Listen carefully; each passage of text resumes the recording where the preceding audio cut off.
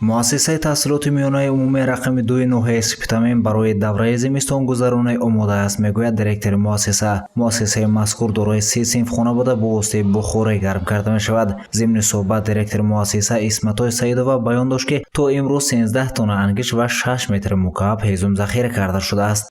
дар ин муассиса таҳсил ба ду баст гузаронда мешавад ва дар ин муассиса 1570 нафар хонанда таҳсил ёфта истодааст. ҳамчунин кӯдаки сони рақами 1 ноҳияи Сипитамин, ки Бунавша номгузорӣ шудааст, дар давраи зимистон гузарони захираи кифоии ангишт ва ҳезум харидорӣ намудааст. роҳбарияти кӯдакистон мегӯяд, ки боғша ба системаи ягонаи гармидеҳӣ пайваст буда 280 нафар кӯдакон ба таълиму тарбия ҷалб карда шуданд. кӯдакистони ба даври зимистонгузаронӣ омода аст. Аз ин лиҳоз 30 тонна ангишт ва 4 куб барои кӯдаконе ки 280 нафар тарбия мегирад ҳозир аст.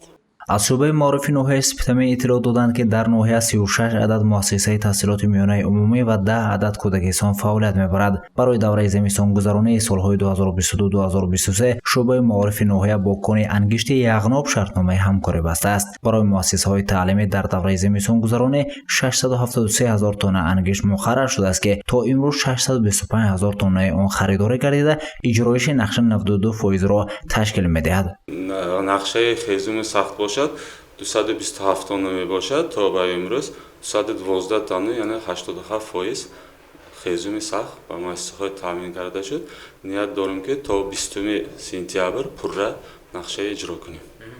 дилшод рӯзибоизода, сармутахассиси шӯъбаи маорифи ноҳияи Сипитамин, мегӯяд, ки дар ноҳия 10 муассисаи томактабӣ ва 4 муассисаи таҳсилоти миёна пурра ба системаи ягонаи гармидеҳӣ пайваст мебошад. ҳамчунин 11 муассисаи таҳсилоти миёнаи умумиву кӯдакистон ба муассисаҳои барқи озод пайваст мебошад. дар умум дар ноҳияи Сипитамин 32100 нафар хонанда ба таҳсил фаро гирифта шуданд ва роҳбарияту масъулини соҳа бовар куниданд, ки ба зимистонгузаронӣ омодаанд. гузориши Саид Мухтори Саиданвар, Наимҷон Айбов аз ноҳияи Сипитамин барои Барномаи иттилоотӣ хабар.